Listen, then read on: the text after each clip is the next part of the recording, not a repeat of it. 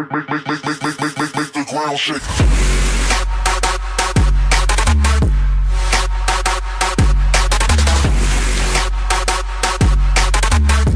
Yo, what is going on, guys? Today we're going to be talking about if WWE gives big name superstars free passes on drug tests / the wellness policy, who's been suspended recently, and if the WWE can possibly be more corrupt than the NFL.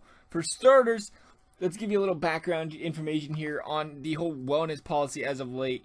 In 2007, the WWE announced that all wellness policy suspensions would be made public. Why? Probably because WWE is a public stock and can be traded on the stock market, and it was just something, that added. They figured it'd help out with stock price and everything, because, if a guy gets injured, it's obviously going to affect the company's stock. So, where do we start with this little mess? Oh, I know. Let's start with Brock Lesnar. He failed 2 drug tests. Not 1, 2 drug tests. At that UFC 200 event, just a month before SummerSlam, whatever it was. And one of the drugs, clomiphene, which is taken to prevent side effects from steroids. So you can only assume what else he failed in that drug test.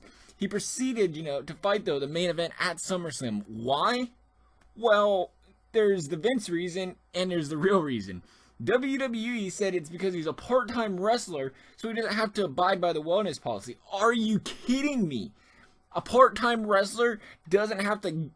How can you say that you don't have to follow the rules because you're a part-time wrestler? Like, come on, Vince, get off your knees, please. The real reason was the money.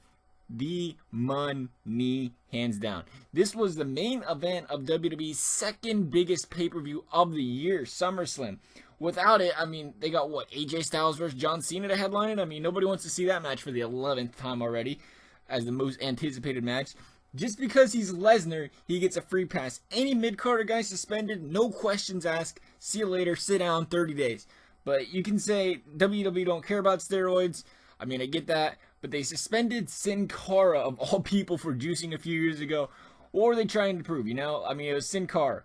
Wouldn't be surprised if half the roster was on steroids. Guys like Apollo Crews do. Don't even question it. Look how big his shoulders are. Look at his traps. Hands down. If somebody says they don't, they're crazy. But it's a standard, if whatever. You want to let them take steroids, whatever. It makes them look better on television, that's fine. I don't care, whatever. But it's a standard in general. Don't go and suspend one guy and then not the rest. It's corruption. Undoubtedly, I think WWE gives certain guys free passes. As in, a heads up on their drug test. Obviously, they're just not going to say, hey, here's your drug test. Oh, did we drop that down the toilet? I'm sorry. I'm saying, give these guys a couple weeks to clean their systems out of steroids, whatever, so they can pass these drug tests. Because, there are steroids where they're out of your system in 2 to 3 weeks. You won't show up on a drug test. So, you're going to have to let me know what you guys think. You think these guys are actually, getting free passes? Or do you think it's legitimate? Because, I don't know. Maybe I'm just completely one-sided, but... One last thing I would like to bring up that I think makes WWE corrupt is the fact that, again, they imply rules on certain people. But this isn't a steroids deal. This is just an absurd suspension. You guys probably heard of it, the whole Titus O'Neil suspension. He was suspended for playfully touching Vince McMahon. Not playfully touching inappropriate, just playfully touching them. Like, really? Could you imagine if Cena got suspended for such a thing because he went up and, shoulder tapped Vince, whatever? That's just...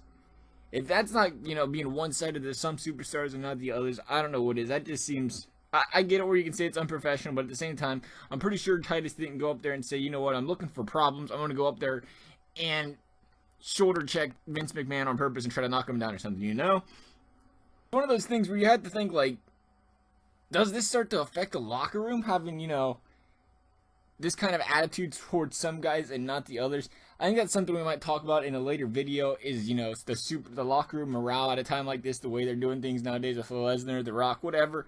But, you guys are going to have to let me know about what you guys think of the system. Do you think it's alright right now? You just seen guys like Paige, Alberto Del Rio get suspended again for drug policies, Roman Reigns.